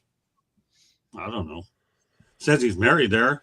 His father's buried there. His kid's passports read Milwaukee. 1 minute he wants to be out by the trade deadline. That never happened. Okay, then doesn't want to play here. He don't want to play there. Giannis, make up your mind. You know, everybody thought that Brett Favre was a real big waffler out in Wisconsin. But Giannis, at least you have one thing a lot of guys don't have, and that is a championship. I don't know. Do I think he should? It wouldn't be great if he stayed in Milwaukee his entire career. Yeah, I mean, my buddy John Hammond drafted you in the first place, and he found you out of nowhere. So what do you think, Rick? Do you think Giannis really wants to play there? How much better can he get anywhere else? This is it's tough because I feel like Giannis has been so faithful, got him a championship. You know what I mean? Like he's really been that guy, but he every now and again hints at wanting to be somewhere else. And I feel like where there's a little bit of smoke, there's fire. And I know that there's other markets, there's other openings, right? I thought I saw something on the other day where he said I'm back, right? I thought I saw something like that. And I don't know if that was his brother. I don't know exactly what that is. I want to take some time to look that up while everybody else talks for a second. But I'll be honest, I don't know if he really truly wants to be there his entire career, right? He's done what he was supposed to do. If we look at it, he was supposed to go there, be faithful to the city, bring them a championship. He did it, right? Now, you know, maybe there's a little bit of relief coming later on in his career. So I don't know if he wants to stay there for the entirety of his career because it's too much coming out about him wanting to make a move, right? So I don't think he wants to be there the entirety of his career, but I'm going to look it up because I thought I saw him say something definitive just recently. Well, you know what? As we go around the horn here, if you come up with that, by all means, inject it. I'm just sick and tired of the drama with this guy. I really am. I'm tired of you talking through the media about I'm here 1 minute, I want to be out, I want to find a new home, I want to go to another contender. They're not on the verge of matchmaking. Also, I don't want to really go to. You know what? Well, you know what my favorite letters are, Rick, for the NBA? I call it the NDL. You know what that is? Go ahead. You The said National the Drama NDL? League. Oh, national. All right. NDL. So National Drama League. so Go this ahead. is this is What this do is you what got? okay. So I think this is his official Twitter. It has 3.3 million followers, and he's only following 9 people. So unless you are Giannis, you just this is an awesome fake account. So I think it's his account, right? He drops the thing from Wolf of Wall Street. So if you go look that up on Twitter right now, you'll see the Wolf of Wall Street drop. The caption reads, and it's basically I'm back, right? It's like what it's gonna do. The caption reads, "Legends don't chase, they attract," and this was the thing where he's basically saying, "I'm back, right? Like I'm here to stay. I don't gotta chase rings. I don't have to go anywhere else. I'm here." And so I think that was his whole thing. And I like I said, I was looking for something definitive. I think 6 days ago he dropped something definitive. Okay. Well, we'll just see how definitive it really is after this summer. How definitive it is. There's now and later. Now, I think Milwaukee just says they got to find a way to make the club better around them. Candy, well, obviously, you have some thoughts on it, or do you want to save your opinions for everybody else at the end? Come at the end. Let me go. Let me go last. Let everybody else go, and then I'll. All right, I'll go put ahead. my 2 cents. Go ahead, Tony. Yeah. Man, Giannis got to stop being a punk. If you want to go, then go.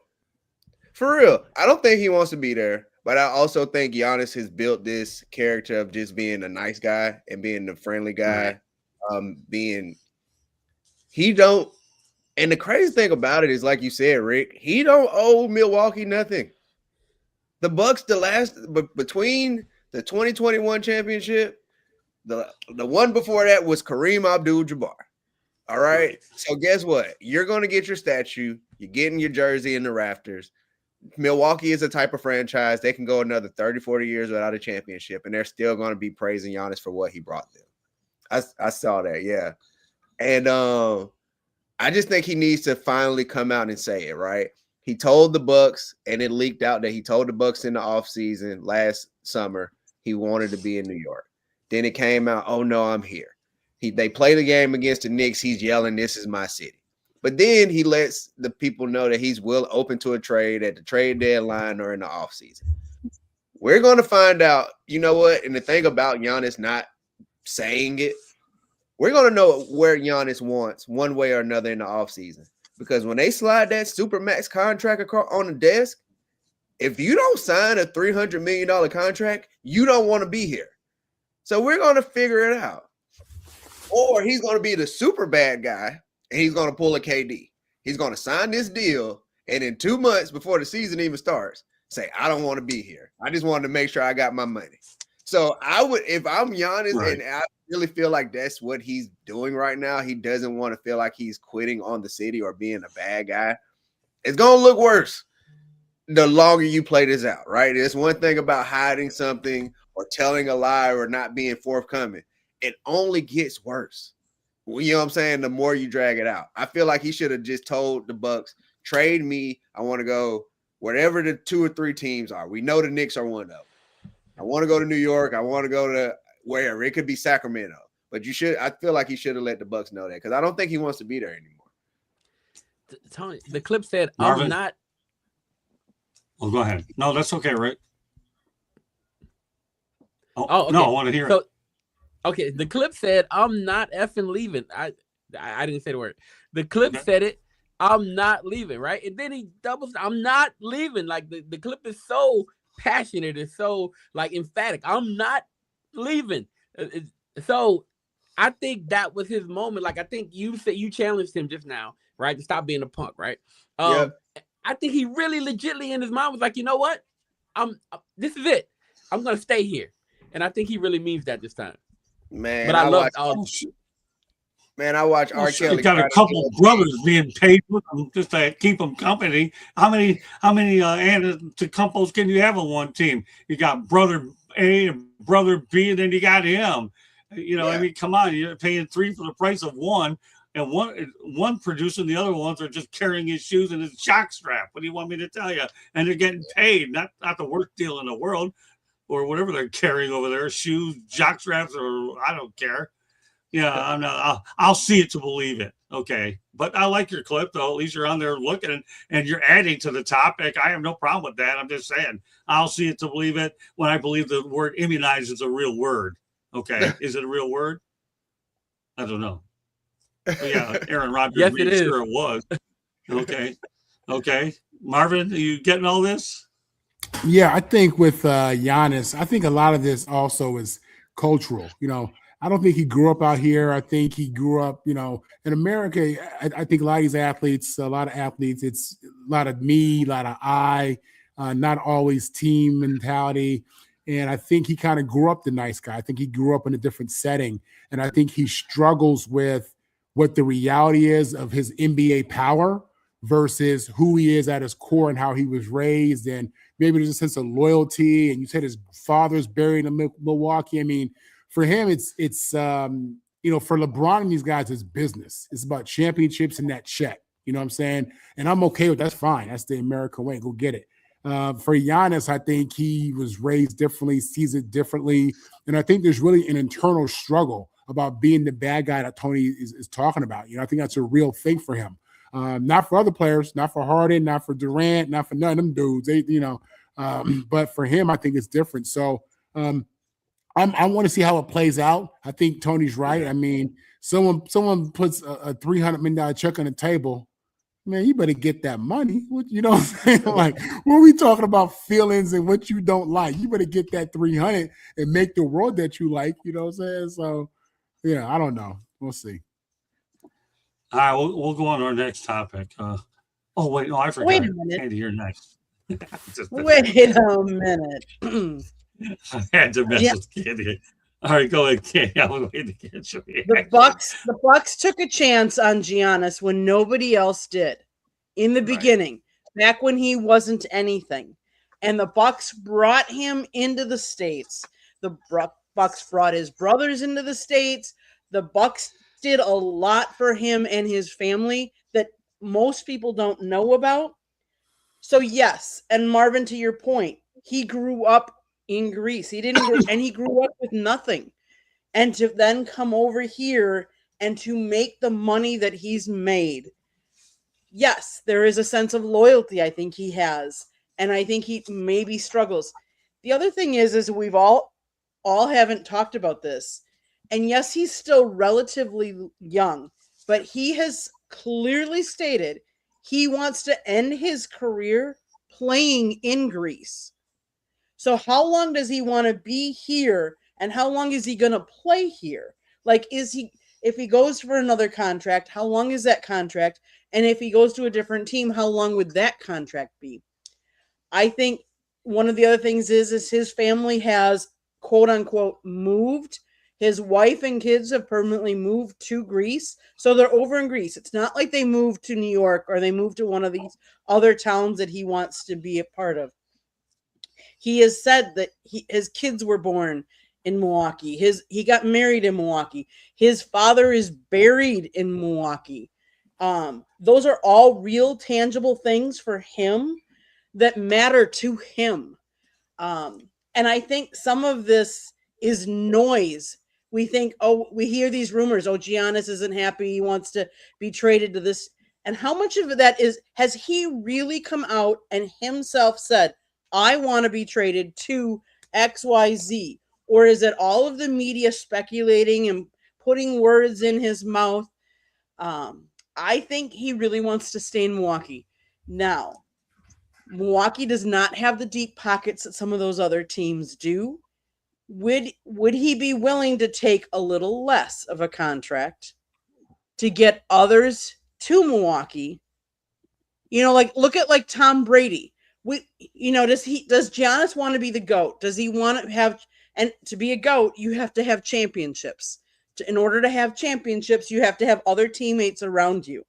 The Bucks do not have the deep pockets of the Knicks or some of these other teams that are spending as much money. So might he take a little less so that he can bring others around with him? I don't know the answer to that question, but I truly believe that he struggles, like Marvin said, and that he does want to stay in Milwaukee, but he wants Milwaukee to win more because I think he wants to be considered the GOAT because he has changed the game so much. And if you think about it, if you think about that championship team, who do you think about? You bring Giannis' name. I mean, it's because he was there in Milwaukee. That's why we have that championship. Had he not come to Milwaukee, we would not have had that championship. But then you're opening up two situations, Candy. Number one, it's one thing to be traded to another NBA club. Now, if you're saying maybe give Milwaukee 1 or 2 years, it's okay, then go to Greece. Then I got no problem with him going to Greece and finishing it off back at home. That's a different setup. Is he willing to take a discount? Again, this is all speculation. I'm like Rick, though. I got sick and tired of hearing about all this business at the trade deadline. He's coming and he's going. That's why that topic even made But who's bringing that up? Make up your mind. Either you want to stay or you want to go. Otherwise, is it Giannis bringing that up, or is it all the media obviously bringing he's that been up? talking about it. Well, wait, Candy, hold on. You mentioned something. Where there's smoke, there's fire. It has to be coming from someplace. It's coming from someplace, Candy. So, as they used to say on some of these TV shows, just shut up, Giannis. Let's see how it plays out at the end of the year. Just shut up. I'm sick and tired of hearing about it. You got 3 Antetokounmpos on the payroll for crying out loud. That isn't the worst thing in the world. And you got a championship. A lot of Charles Barkley doesn't have one. I can think of a lot of guys that don't have one. At least you've got one. And if you want to retire back in Greece, well, then by all means, I wish you well back in the homeland and make sure that those Greek salads are pretty good. One of these days I'll take up there. I'll compare an American Greek salad versus one in Greece. And I'll hear the beaches are nice out in Greece too. So I don't know. All I can say is just shut up, Giannis. I don't want to hear it. And I'm not talking about it on any more future shows because I don't want to lose my voice over as the Giannis turns soap opera. How do you like that? After all, we only have one life to live, and I end up in general hospital a lot more than I want to advertise. How much caffeine have I had tonight? Not enough. But don't worry, Tony. I won't text you at 2:30 in the morning. It could be 3:30 after I wind down for a little while, depending on where I come up with this other stuff. All right. 2 other topics again. I know Rick is having a good time wondering, what did I get involved in tonight? This is nothing like I've ever experienced before. No, you got the Motor City Madmouth. You got Candy. You got Tony, who's unbelievable, this guy. He's come up with more modest one-liners than politicians tell lies, and his are more entertaining than the politicians one. And Marvin, he's getting all the reps, and I don't know if these are good habits or bad habits, but Marvin's getting them anyway. And this guy here's a star on this platform, right, Marvin? Right, Marvin. I'm your promoter. Don't forget that. I'm like Don King. Only in American people. All right, couple more topics to get to. Despite losing in the Super Bowl, Mike Vrabel obviously was fired in 2024 by the Titans. How about that? Goes to the Super Bowl this year with a team coming off back-to-back 4-13 seasons. So, Rick, overall, what are your thoughts about the transformation that Mike Vrabel has made from his time in Tennessee all the way to what he's done in New England? Man, just a phenomenal run for Vrabel and that whole entire team. Like what I loved about what I saw from the Patriots is that they got there probably a year too early, right? But they still made a phenomenal transformation.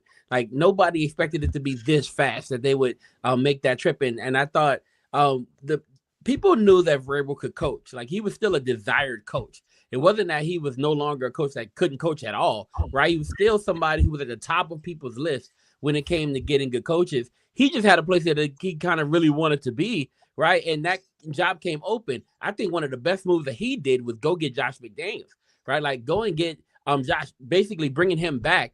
That system works. It worked for Tom Brady for a whole lot of time, right? And so now you bring back that system. with a very capable quarterback. He didn't show so capable in the playoffs, but that kid is capable, and he showed it over the course of the year. So you go get your Josh, you bring back the mentality, you bring the Patriot way, right? And then you basically just take over the league, at least the AFC, until you get to this final stopping point. Do I feel like Vrabel is somebody who will be, a coach that everybody looks up to for a long time? He was already a guy who had a great reputation. He's only building on that reputation now with the team that he has, and he'll continue to do that for the next few years. I don't think they're going out of the conversation. I think Mahomes will be back in the conversation this year, and I think that'll make it more difficult, right? But I don't think he's going anywhere anytime soon. I like Vrabel. I can't say it right. For some reason, my mouth is not making it all the way. I'm getting the Mad Mouth syndrome right now. But he's getting there. And I feel like it's going to happen where he's a Super Bowl winning coach. I feel like he's going to be a Super Bowl winning coach real soon. Yeah, well, I'll tell you, you did nail it again, though. Josh McDaniels coming back and Drake May. That was a pretty good first stack for a team that was struggling the last couple of years. Oh, yeah. Great points there, Rick. Appreciate it. Okay, go ahead, Candy. Thanks. I think the Patriots I'm glad I'm rubbing off on you with the Motor City Mad Mouth already, though, Rick. I think the Patriots are here to stay. I think Vrabel did, yes, a great job bringing Josh McDaniels back. Yeah, Drake was injured. Let's say, he was getting sacked left and right. I think they need help on the O-line. I think that'll really help bolster that. If you do that, I think they can go deeper. And you never know. I mean, look at Sam Darnold. He went from one team to another team, and then all of a sudden he took the Vikings to 14-3, and then he took Seattle. So Drake May, I think part of what we've talked about on other episodes have been consistency with your coaching staff for young quarterbacks that come into the league. So I think this bringing in Josh McDaniels, who is a real consistent coach. Obviously he wasn't a good head coach, but but OC, yes, does a phenomenal job there. That is his creme de la creme role for him. And I think the Patriots will be back and a force to reckon with for years. But they need to get rid of some of the injuries and get that O-line so they can protect Drake a little bit more, because he was sacked 6 times in the Super Bowl and the most, so yeah. Those are my 2 cents. Tony. I believe in Mike Vrabel. But the thing that's going to be interesting for me is the Patriots 2026 schedule. They had the easiest schedule this year, and they play a first place schedule. So you got to play the Broncos, you got to play the Jaguars, you got to play the Steelers. That might be a dub, but you got to play all the first place teams. You got to play Seattle again. You got to play the Bears. You got to play my Panthers. You got to play. Now we got beef, Rick. I already know it's okay. So that is the NFL. That is what makes it great for me, is the parity. And we're going to see if you're a really good team, because you have to continue to win playing a tougher schedule now. I think Drake May is fine. I think the lights were just bright for a second-year player in the Super Bowl. And as bad as Drake May played, the whole offense played bad, honestly. It's just that Drake May is a quarterback, so it falls on them. Will Campbell, I always think about his quote while he was at LSU: if you give up sacks in the NFL, you'll be an Amazon delivery driver. I am waiting on him to deliver my package this summer, okay? Because God almighty. All right. I think they'll be fine. I think they'll probably be a wild card team. They'll definitely compete for the division because it's only them and the Bills, if we're being honest. But I don't see them being this dominant force, being a top 1 or 2 seed in the AFC next year. They'll be in the mix, though, because good coaching goes a long way in the NFL. Okay, Marvin, I see Rick's. That's Yeah, I pretty think- funny. Yeah, We got a comedian here. The only issue that Mike had in Tennessee was he didn't have a quarterback, and they didn't want to give him the number 1 overall draft pick, which they should have. This guy, I think he's a phenomenal football coach. I thought that when he was in Tennessee. I think he's old school. I think he adapts to the new guys as well. I think he walks that fine line. Obviously, he played for a first-class organization in many people's eyes. Where he had a relationship with the owner and the head coach, and I think that he's had just great influences, and that's equated to him being a really good coach. And I think the Patriots, Robert Kraft did it again. This is going to be a up and coming guy in New England. I think that with Drake May, I think Vrabel is going to go on to get to the playoffs quite a bit. And I don't think this was their last Super Bowl run at all. I think he's the real deal. I think their quarterback is the real deal. I think they'll continue to get better as a team. So, yeah, Tennessee messed it up, but that's what you expect from a team like that, right? Just they had something there. They did, and they just let this dude go because in this new NFL, you want to get the new hot young prodigy and all the stuff, and that ain't it. At the end of the day, it comes down to defense and running the ball, and that's it. And Mike Vrabel understands that. I was looking for my All Amazon. right, final sign. topic of the night. One more than ever. What's that? I said Tony when Tony the brought that up. Amazon, I had my Amazon sign somewhere nearby, and I really wanted to show it so bad. Oh, it's okay. Final topic of the night. Lions veteran offensive tackle Dan Skipper, retired. By the way, Dan Skipper is no relation to the skipper, by the way, on Gilligan's Island. Gilligan's Island reference here. But anyways, his plan is actually to transition to coaching, and he was actually hired today to join the Lions coaching staff. What are your thoughts about Dan Skipper and the career that he has? Offensive linemen don't get appreciated enough, and Dan Skipper was certainly one that will go down as one of the better ones to ever play the game. We'll start off with you, Rick. Yeah, he's joining the coaching staff, right? I don't know Dan Skipper, and that's so rare for me.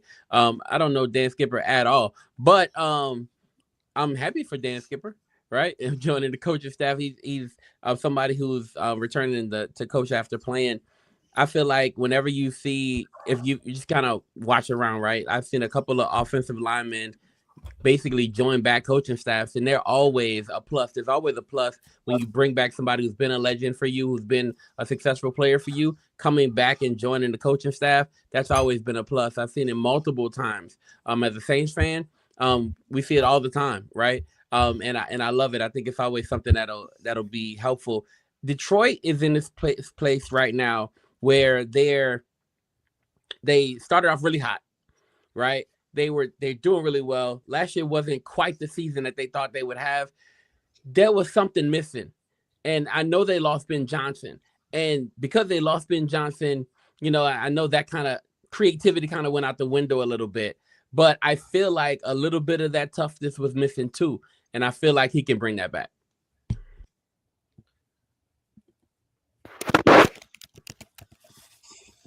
Okay. Candy. No, Dan, he's 6'10" tall. He is one of the tallest players in NFL history.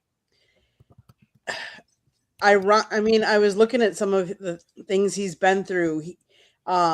He actually didn't get drafted. He went undrafted because he was speculated that he had a chronic blood condition that was discovered during prospect evaluations. After not receiving a contract as an undrafted free agent, he received an invitation to attend the Dallas Cowboys rookie mini camp as tryout candidate. So he went to the Cowboys throughout training camp. He competed. He went to the Lions the first time. Then he went to the Broncos, the Patriots, the Texans, back to the Lions for a second stint, the Raiders, the Lions a third stint, Indianapolis Colts, and then Lions a fourth stint back on 2023. So it makes sense that after he's gone and come back and gone and come back and gone and come back, that he's going to stay now with the Lions and get hired as a coach.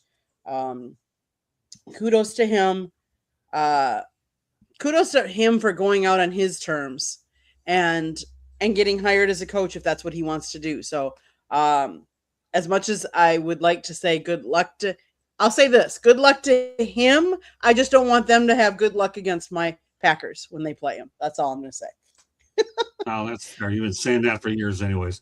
There's only one word that describes what he's doing: culture. The Lions like to keep a lot of their better players, is what they like to do, especially somebody like him. He's in the building, and that's the one thing that you can say about football: in the building. Dan Skipper in the building, culture. All right, Tony.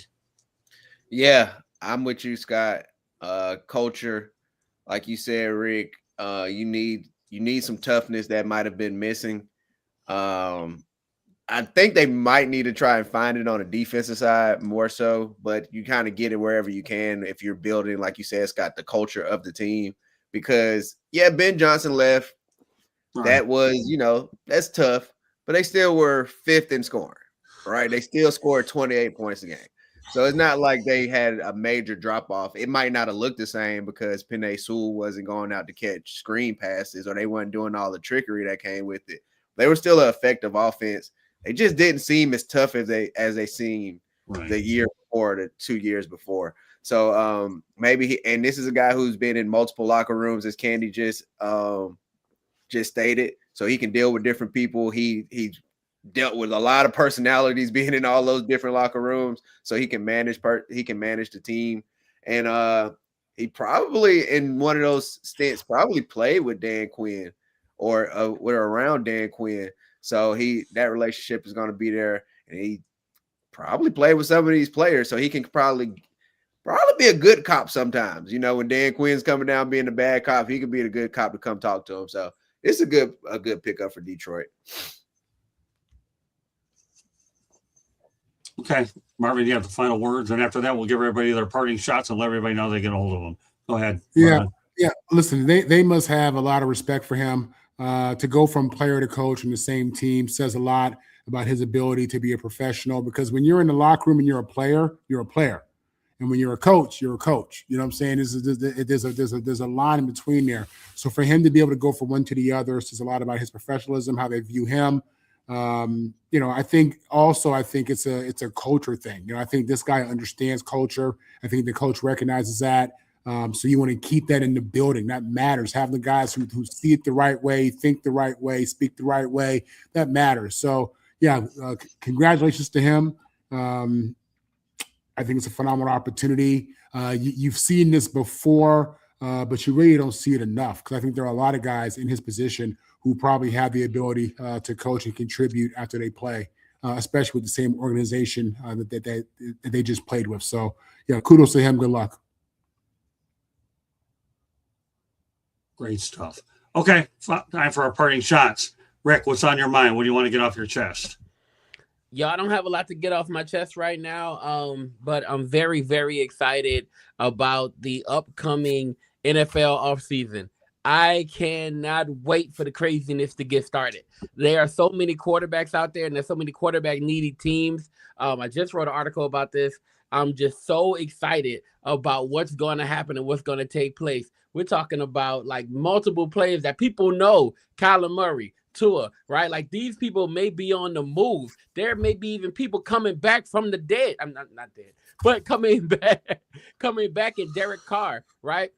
So Derek Carr may be possibly coming back. There's a rumor right now that he may be coming back to unretire to go to the Vikings, right? There's so many things that's going to take place this offseason, especially when quarterbacks move around. Teams' identities change. And because the identity of teams change when they get a new quarterback, it's some of the most exciting moves that you could possibly have happen. So that's what I'm super excited about going into this offseason. That's what's on my mind right now.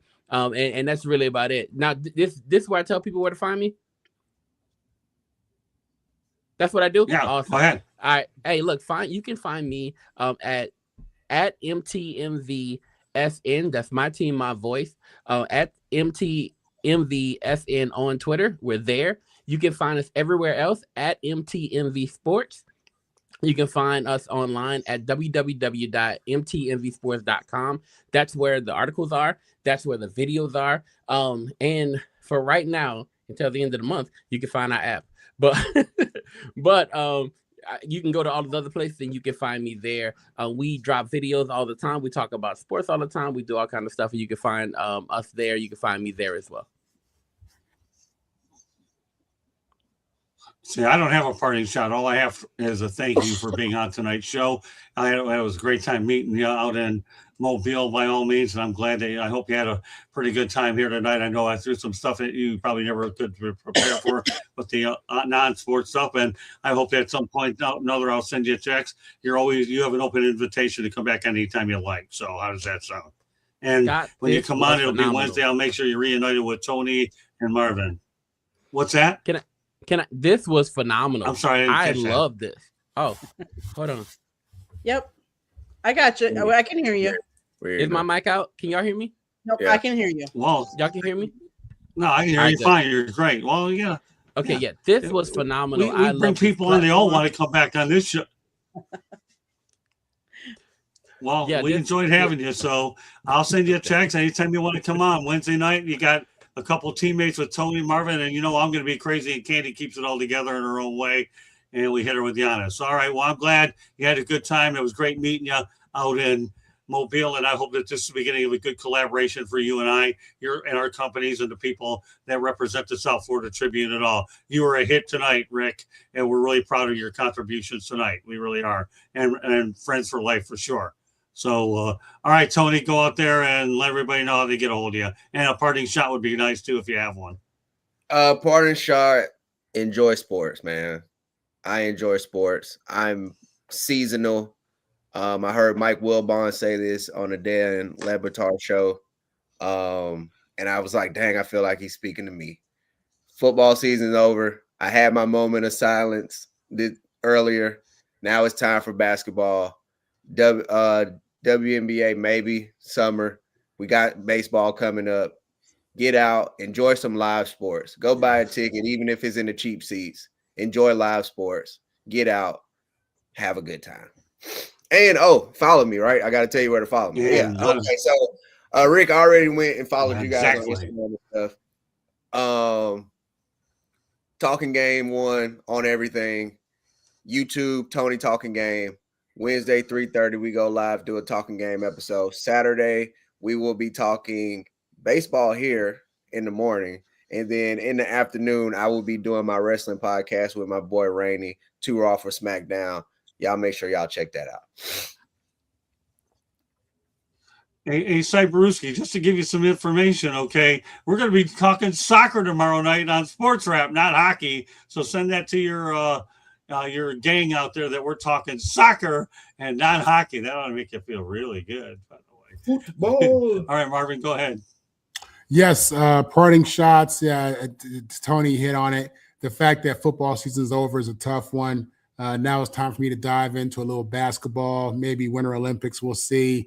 But, I'm looking forward to March Madness, looking forward to the NBA playoffs, and looking to see what these Yankees and Dodgers do. You can catch me, Marvin Powell III. Marvin on the mic is my handle. I do 5 shows a week with the South Florida Tribune. I do at least 2 with Locked On USC, and I do a lot of other guest appearances and other stuff. And that's it. All right. Well, no, the hockey show isn't canceled, but what we're doing, Cyberuski, is providing some new dimensions to it, since the bulk of our audience, unfortunately, doesn't exist a whole lot much more. We'll bring in hockey topics once in a while, but, with all due respect, I have a good guest lined up tomorrow, so hope you can join us for Sports Wrap. So meanwhile, Candy, take us the rest of the way. So my parting shot is, and I understand after you get that done. Well, my parting shot here is California, shame on you. Because Sam Darnold won the Super Bowl, right? He got a $178,000 bonus for winning the Super Bowl. But you know what he owes in taxes? $249,000 to California because they take not just the winnings there, but part of his salary. So he actually is going to pay more for winning the Super Bowl. How sad is that? And yes, I know he can afford it, but still, come on. He just won the Super Bowl. Biggest game of his life. Biggest game there is out there. And he's got to pay instead of getting his earnings. Really? Seriously, California? Shame on you. Shame on Cali. Okay, the sorry. only USC quarterback to do that. Come on now. That's right. That's right. Yeah. Exactly. Right on. I tell you, Rick, if you're ever up early on a Saturday morning and you want to, I know you subscribe to our channel, you should watch our show at 7:30, 8 o'clock in the morning with Marvin and Mel. These guys are a hit. And by the way, just so you know, Marvin, Steve Ballesteri is coming on this Saturday also. I know how much you like having Steve on. He'll be on this Saturday as well. I figured you'd like that. All right, Candy, take us the rest of the way. South Florida Tribune Publishing Company published a book, Lessons from the Microphone, Tuning into the Enduring Wisdom of Visionary Leaders. It is written by our host, Scott, the Motor City Madmouth Morganroth. Talks about his 40-plus years in the media business. It's available on Amazon, Barnes & Noble, Kindle, Google, and Apple Books. There's also an audio version if you want to listen to the version, but I will tell you, then you will miss some of the great pictures because there's a picture of Scott with a Muhammad Ali in the book. There's Scott with Tommy Lasorda. There is Scott with Chuck Wepner and so on and so on. So go get that book because I don't want to give up all the pictures out there. So go get that book. There's also a link on our website, www.southfloridatribune.com, where there is a plethora of great content. If you like football, Jeremy Ballrick has been writing draft previews on different draft prospects. So go check that out. If you like baseball, we get the Marlins. If you like, I don't know, any college thing, go check out our website, especially if you're a fan of any colleges in the state of Florida. We get a lot of content from them. So check that out. If you want to be a guest on one of these shows or have show ideas, topic ideas, you can always email us at southfloridatribune@gmail.com. If you like to listen to podcasts, our audio version's out there wherever you get your podcasts. If you do not see that red subscribe button in the lower right-hand corner, that means you have not yet subscribed to us. What are you waiting for? Just click it, like us, and share us. And then tell all your friends and family. And then turn on the notifications so you're notified every time we go live. That's it. Have a great day. Scott, back to you. So, Rick, are you surprised that Candy's got her own show? Because you catch that on Thursday night. Marvin's going to be on the Country Club tomorrow night. Marvin's going to have a heck of a time on the Country Club. It's so Candy-like, let me tell you. She's pretty good. A lot of people say that she's better than me. I'll accept that. She had to learn from somebody, so it's okay. Although she's prettier than I am. And pretty. So you should see the Country Club Thursday night.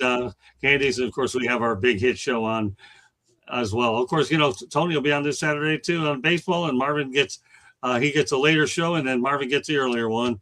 So we're good there. So on behalf of Rick, thanks again for being on for the first time, and you have an open invitation to come on anytime you want. I'm glad you enjoyed yourself because I know this is a show you will never forget. I made sure of that. Okay, and Candy, we have Tony, there's Marvin, and me. Okay, I want to thank you very much for joining us on this edition of the Sports Exchange. We will catch you on the next episode next Wednesday night, same time, same station. Good night, everybody. Thanks for joining on us. Bye now. Peace in the eyes of Rick and the rest of us.